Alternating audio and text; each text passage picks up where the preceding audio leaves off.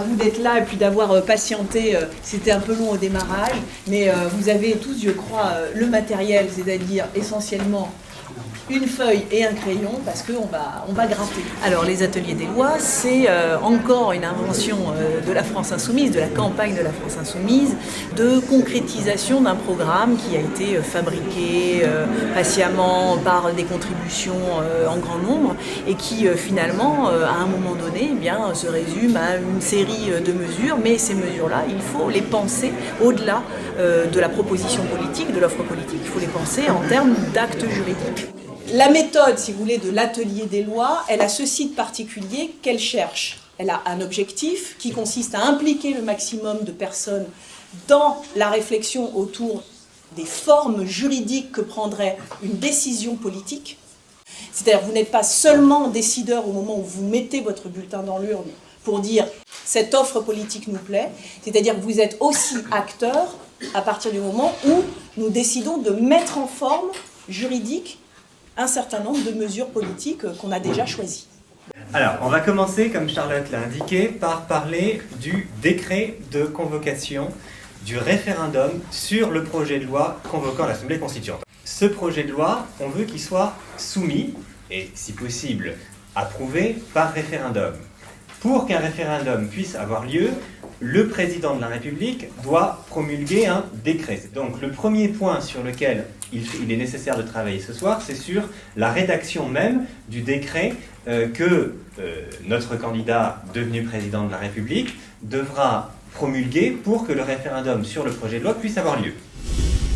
Là, on fait aussi un atelier des lois sur l'Assemblée constituante. Donc, voilà, comment est-ce qu'on va rédiger, de quels mots on va se servir pour écrire, rédiger le projet de loi référendaire de convocation de la constituante.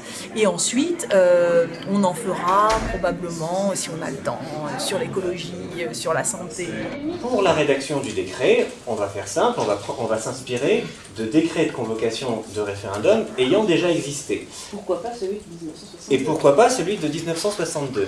Et là, nos camarades ressources qui sont sur Internet ont dû chercher le texte du décret de 1962. Est-ce que vous l'avez ? Alors, sur le premier article, conformément aux délibérations du Conseil des ministres de ce jour, j'ai l'honneur de vous proposer au nom du gouvernement de soumettre au référendum, en vertu de l'article 11 de la Constitution, le projet de loi relatif à l'élection du président de la République au suffrage universel. Ce soir, c'est un pas important, une étape importante dans le processus constituant lui-même. Toute la campagne de la France Insoumise et la victoire de Jean-Luc Mélenchon est orientée et tendue vers cet objectif de passer à la 6e République. Mais il faut le faire par des étapes très bordées par rapport à la légalité. Et notamment avec cette contrainte que c'est dans le cadre de la 5e République, avec les lois de la 5e République, que nous devons passer au nouvel ordre juridique que fera la 6e. Et qu'est-ce qu'un pouvoir public ?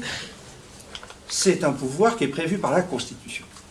Nous décrétons, nous là, que l'Assemblée constitutionnelle est un pouvoir public, et donc nous traitons par référendum l'organisation d'un pouvoir public. Est-ce que cela ne revient pas en réalité à instituer l'Assemblée constituante en tant que pouvoir public, et ça, c'est du ressort de la Constitution. Je me disais que le danger le plus grand, c'était plutôt dans la démarche donc de dire on va nommer le Premier ministre seulement à la condition qu'il ait déjà rédigé la lettre. Est-ce que ça pourrait pas être utilisé contre justement la promulgation du décret, quoi. Là, on parle de la règle du jeu du pouvoir, donc c'est la question institutionnelle par excellence, et qu'on a complètement prise à bras le corps. Ça n'est pas du tout, on pourrait dire, quelque chose de fictif. Ce n'est pas, on ne se paye pas de mots, hein. On décide à un moment donné de mettre en œuvre une méthode qui permet d'impliquer le maximum de gens à des choses plutôt complexes, qui aujourd'hui sont perçues comme inaccessibles ou qui nous passent un peu au-dessus de la tête.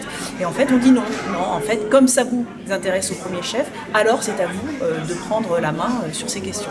Cette assemblée va redéfinir les droits fondamentaux des citoyens et définir également les institutions composant l'État, avec les relations entre ces institutions, Et on se posait la question de savoir si c'était ici qu'il fallait indiquer que ces institutions devront respecter le principe de séparation des trois pouvoirs. La présence aussi d'un débat sur Internet, dans les localités, mais aussi plus globalement sur le web. Il nous paraissait important de rajouter à la fin que la finalité c'était un référendum, puisque voilà, pour éviter ce qui s'est passé en Islande, de dire bon bah voilà, puis très bien. On s'est posé aussi la question de fixer, que ce soit le peuple qui fixe la proportion élue tirée au sort par vote. Oui. Mais comme on voulait une proportion importante de gens tirés au sort, on a décidé de fixer.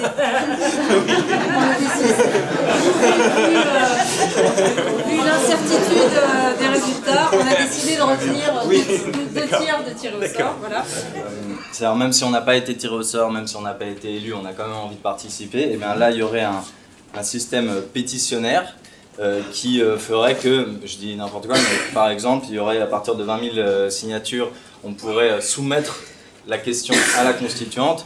Et du coup, c'est ça qui est merveilleux ce soir, c'est que les gens qui sont là sont en train là déjà directement de travailler à la rédaction du décret de convocation du référendum, la rédaction du projet de loi qui va définir toutes les modalités de fonctionnement de l'Assemblée constituante, comment elle est élue, comment ensuite elle fonctionne. Et bon, c'est très émouvant parce que personne ne se dit ça n'arrivera jamais. En fait, c'est déjà acquis. Le fait que nous ayons déclenché dans la société française ce désir de constituante, ce processus, est déjà quelque chose d'extraordinaire. Vous pourrez dire j'y étais.